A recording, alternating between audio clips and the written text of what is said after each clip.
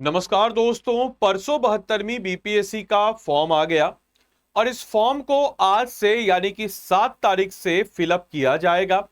तो आज के इस वीडियो में हम लोग बात करेंगे कि आखिर कैसे इस फॉर्म को आपको फिलअप करना है और जो ऐसे बच्चे पहली बार फॉर्म को फिलअप कर रहे हैं वो किन बातों का ध्यान रखेंगे ताकि आपका फॉर्म रिजेक्ट ना हो जाए। याद रखिएगा, फॉर्म अच्छे तरीके से भरना ये पहला स्टेप होता है towards your clearing BPSC prelims exam या towards your clearing BPSC exam.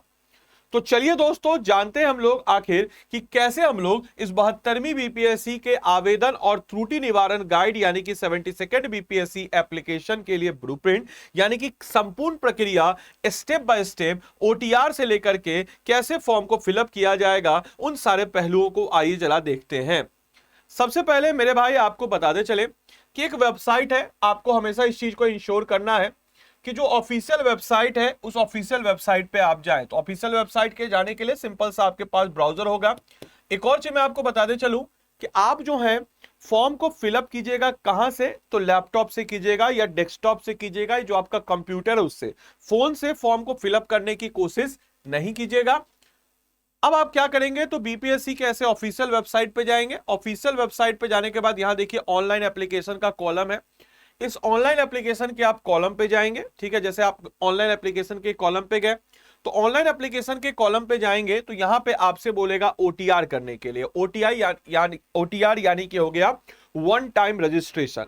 अब ये ओटीआर सबको करना है क्या? नहीं। किन किन को नहीं करना है? तो ऐसे बच्चे जिनका ओटीआर ऑलरेडी हो चुका है। बोलेगा सर हमको कैसे पता चला कि मेरा ओटीआर हो चुका है?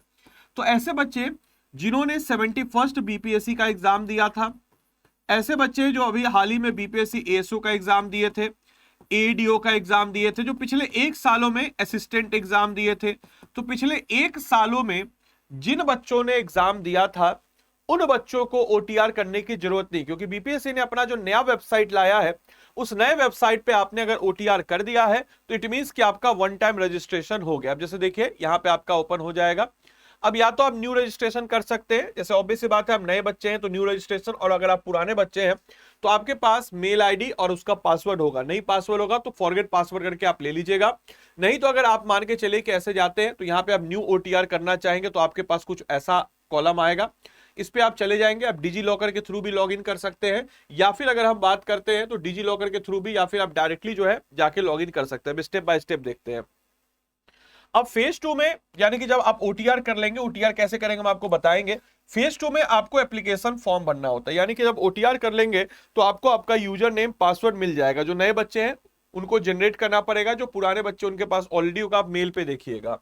अब उसके बाद आप जब लॉगिन कर लेंगे तो लॉगिन करने के बाद आपको लाइव फोटो कहने का मतलब ये हुआ कि आप जो है कैमरा अपने यहाँ बैठ जाइएगा, जहां पे डेस्कटॉप है, डेस्कटॉप के सामने बैठ जाइएगा। जो कैमरा होगा उस कैमरे से आपका फोटो लाइव खींचा जाएगा। ऐसा अपलोड नहीं करना है, तो लाइव फोटो खींचा जाएगा। तो ऐसा ही कुछ है, व्यक्तिगत जानकारी और लाइव फोटो। और उसके बाद आप फी पेमेंट कर देंगे और रिसिप्ट ले लेंगे, और इस प्रकार से आपका फॉर्म जो है फिलअप हो जाएगा। ओटीआर को बार बार बदलना मुश्किल है, तो पहले चरण में ही आपको बहुत अच्छे से सावधानी तरीके से ओटीआर में जो भी आपका डिटेल है उसको आप भरिएगा। कुछ क्वेश्चन है कि ओटीआर की रूपरेखा, ओटीआर आर्किटेक्चर क्या है। तो क्या आपने पहले बीपीएससी फॉर्म भरा है? अगर हां भरा है तो आपका एग्जिस्टिंग प्रोफाइल जो है वो ऑलरेडी है, सीधे पुराने यूजर आईडी से आप लॉगिन कर लीजिएगा, आपको नया ओटीआर करने की जरूरत नहीं है। अगर आप नए हैं, आपने इससे पहले बीपीएससी फॉर्म नहीं भरा है, तो नए छात्र को पोर्टल पर यानी कि ऑनलाइन bpsc.bihar.government.in पे जाना है। आपको अप्लाई ऑनलाइन पर टैग करना है, जो मैंने आपको अभी बताया। 72nd कंबाइंड कॉम्पिटिटिव एग्जाम के सामने अप्लाई को चुनना है ओटीआर करने के बाद, एंड देन उसके बाद आप जो है वहां पे जाकर के ओटीआर आप उसको कीजिएगा।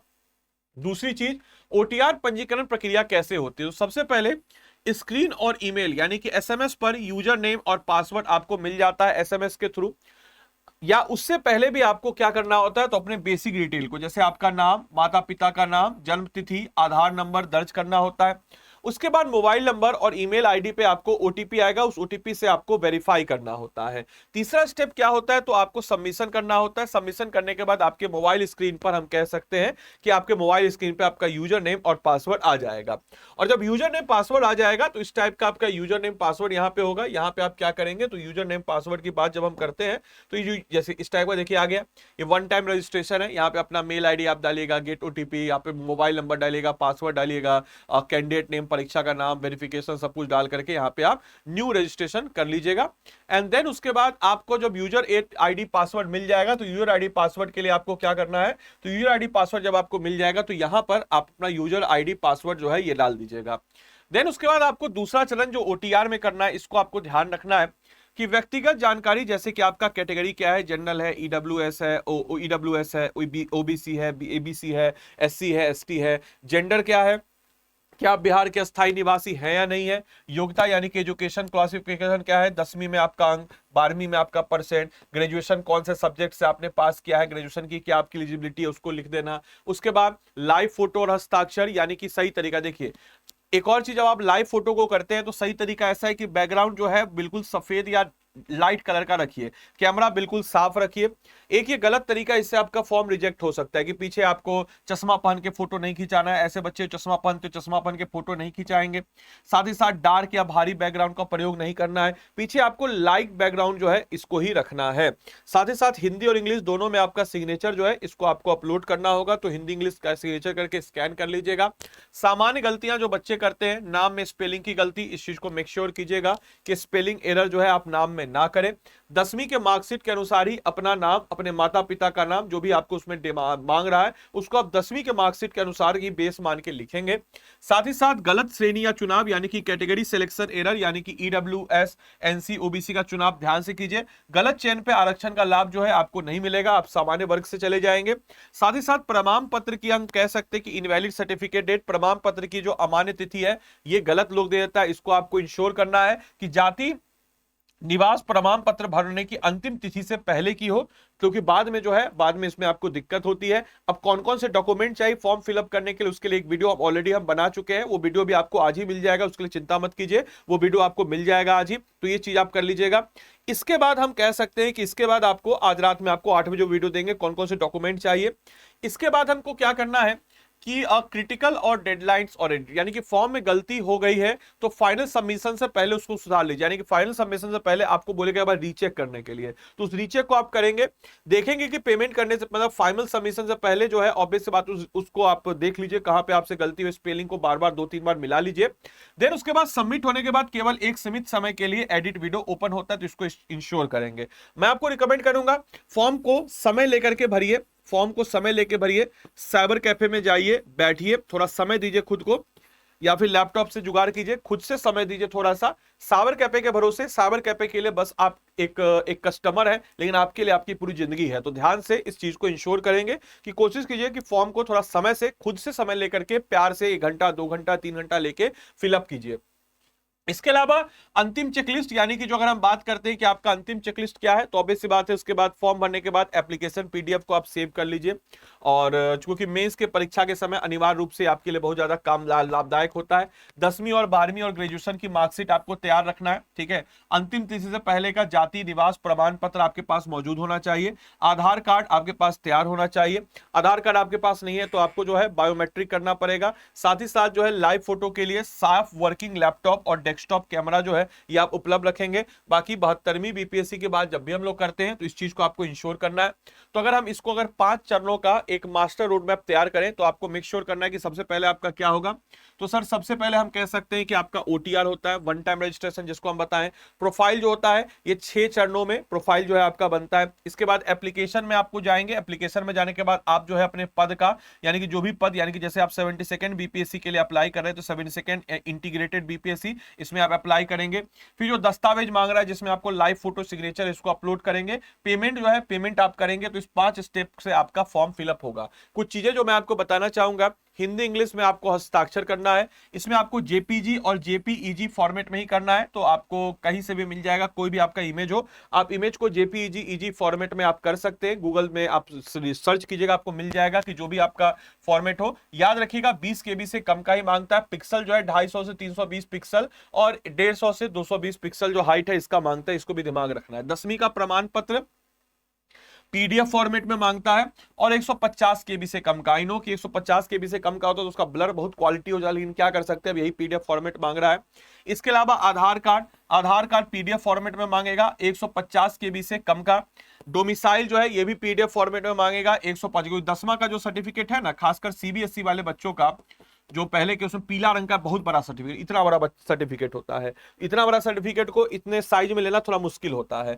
फॉर्म खोलने से पहले इस सभी फाइलों को रिसाइज करके अपलोड फोल्डर में रख लीजिए, ताकि आपको फॉर्म फिलअप करने के समय में ज्यादा मुश्किलात का सामना ना करना पड़े। इसके अलावा कुछ सावधानी आपको बरतनी होगी। ओटीआर प्रक्रिया, जिसमें आपको हम बताएं कि पहले ईमेल और मोबाइल में आपको ओटीआर को क्या करना होगा, आपको ओटीआर का सत्यापन करना होगा। ओटीआर आएगा, ओटीआर का पासवर्ड लगाना होगा, वेरीफाई करना पड़ेगा। देन उसका पासवर्ड बनाइएगा, सुरक्षित स्थान पर कहीं लिख लीजिए, ताकि पासवर्ड को बाद में आप भूल जाते हैं कई बच्चे, फिर ढूंढने में मेल में दिक्कत होता है। तो किसी सुरक्षित स्थान पर आप लिख लीजिए और उसको क्या कर लीजिए, तो सेव कर लीजिए, कहीं पे आप लिख लीजिए पासवर्ड को। व्यक्तिगत विवरण की बात करते हैं तो नाम, माता पिता का नाम, ये सब सही तरीके से, पहचान पत्र, आधार नंबर दर्ज करना है। शैक्षणिक विवरण 10वीं 12वीं बोर्ड रोल नंबर और जो भी आपका ग्रेजुएशन का है उसको कीजिएगा। ओटीआर विवरण आसानी से नहीं बदले जा सकते, तो इस चीज को इंश्योर करना है कि आपको जो है डेट ऑफ बर्थ और 10वीं की मार्कशीट के अनुसार ही आपको इसको जो है फिलअप करना है। इसके अलावा हम अगर बात करते हैं तो चरण 2 जिसकी बात हम करते हैं, इसमें आपको व्यक्तिगत जानकारी, हिंदी और इंग्लिश दोनों नाम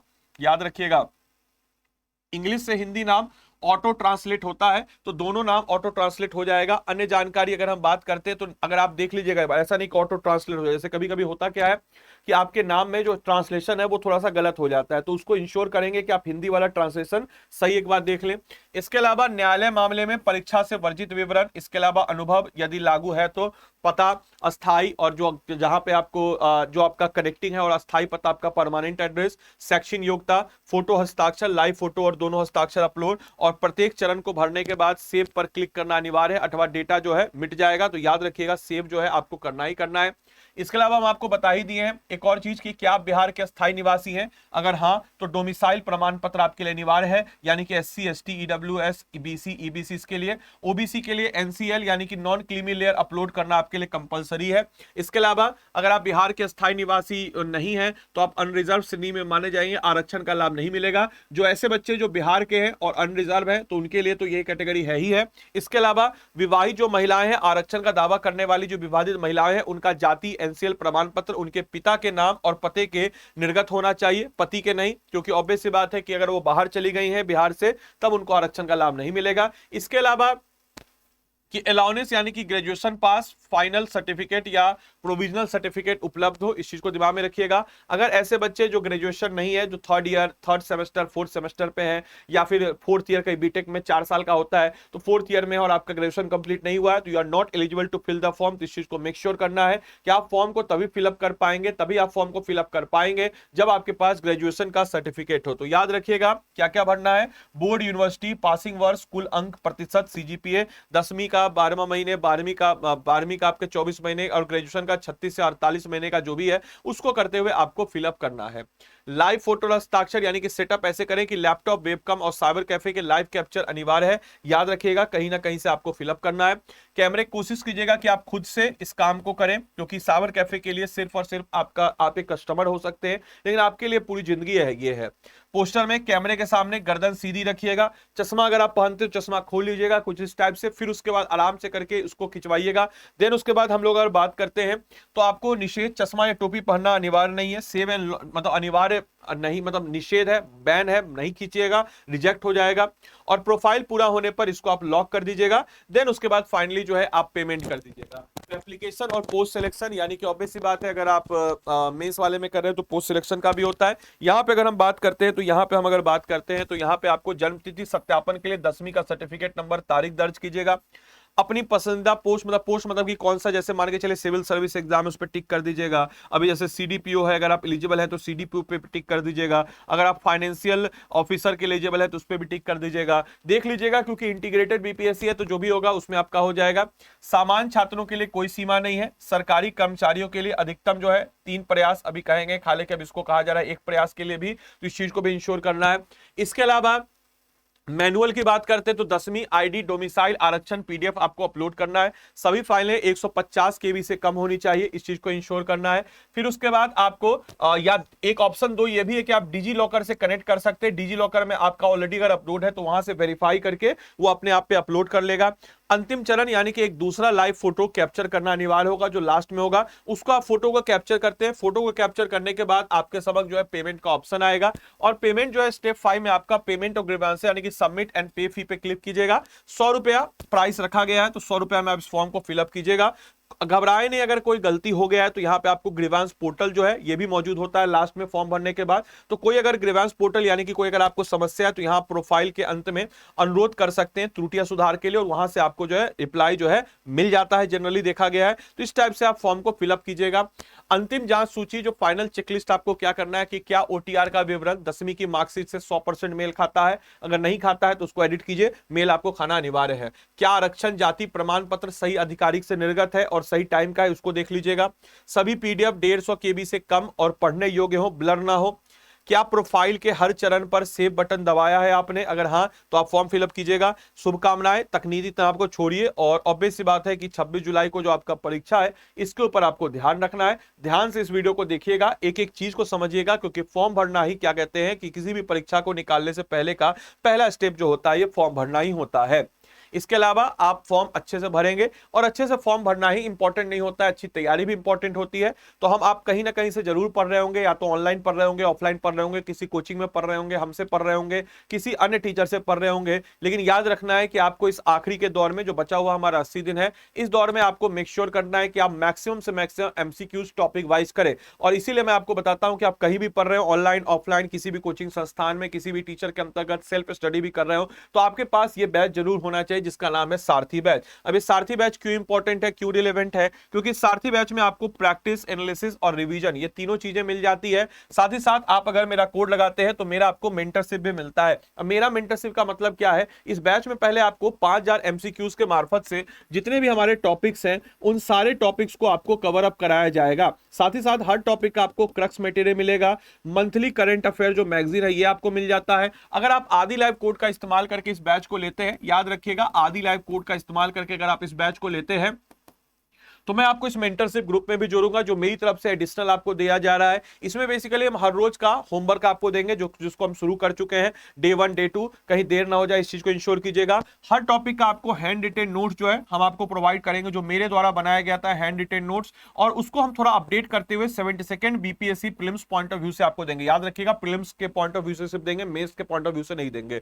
तो प्रीलिम्स है भी, उसके हिसाब से आपको डेली का होमवर्क सीरीज भी हम आपको इसमें प्रोवाइड कराएंगे। मेरी तरफ से एडिशनल मेंटरशिप होगा। साथ ही साथ आपको अगर इस बैच को आप लेते हैं तो इस बैच में आपको टेस्ट सीरीज जो है ये भी इंक्लूडेड हो जाता है। तो याद रखिएगा 5000 एमसीक्यूज के मार्फत से आप सारे सब्जेक्ट को पढ़ लीजिएगा। इसमें मैं आपको हमारे जितने भी टॉप फैकल्टीज हैं, चाहे अमित श्री सर हो, अमित सिलानी सर हो, वेद सर हो, अंकिता मैम हो, मैं सब आपको इसमें पढ़ाएंगे। लेकिन अगर आप आदि लाइव कोड लगाते हैं तो आपको ये सब एडिशनल बेनिफिट मिलेगा। याद रखिएगा, बाद में बोलेगा सर आपका कोड तो नहीं लगाए, हमको ग्रुप में जोड़ दीजिए। मेरे भाई कई बार बच्चों का आता है, मेरे भाई इस चीज को थोड़ा सा इंश्योर करेंगे, इस कोड को लगाएंगे तभी आपको बाय डिफॉल्ट मेरी तरफ से ये चीजें मिलेंगी। इसमें आपको polity, history, geography, economy, science, Bihar special, current affairs सबका आपको मिल जाता है। साथ ही साथ ये मेरा नंबर है 8789847319। आप क्या कीजिएगा तो इस पे हमको व्हाट्सएप कर दीजिएगा आदि लाइव कोड को लगा करके। बाकी अगर आपको इस बैच में खुद से एनरोल करना है तो कैसे आप करेंगे, तो सबसे पहले तो आप स्टडी IQ के ऐप या वेबसाइट जो भी आपको सहूलत लगे उसमें चले जाएंगे। वहां जाने के बाद आप यहां पे लिखेंगे सारथी, वहां जाने के बाद आप यहां पे क्या लिखेंगे, सारथी एमसीक्यू प्रीलिम्स बैच, इसमें आप चले जाएंगे। इसमें जाने के बाद बाय नाउ पे जाएंगे, बाय नाउ पे जाने के बाद यहां पे आप आदि लाइव लिखेंगे। आदि लाइव जैसे आप लिखेंगे तो आपको 2000 रुपए में ये फी जो है मिल जाएगा। याद रखिएगा कोड आपको क्या लगाना है, आदि लाइव। बाद में मत बोलेगा सर आपका तो मेंटरशिप नहीं मिला, आदि लाइव कोड लगा दीजिएगा। और ये नंबर है मेरा 8789847319। आप डायरेक्टली हमको क्या कर दीजिएगा तो इस पे व्हाट्सएप कर दीजिएगा। बाकी उम्मीद करते हैं सेशन आपको अच्छा लगा हो, आपने सेशन को अच्छे से एंजॉय किया हो, बहुत कुछ जानने सीखने बुझने को मिला हो, तो मिलते हैं अगले सेशन में। तब तक के लिए सारे बच्चों को bye bye, take care, thank you and thanks for watching this session.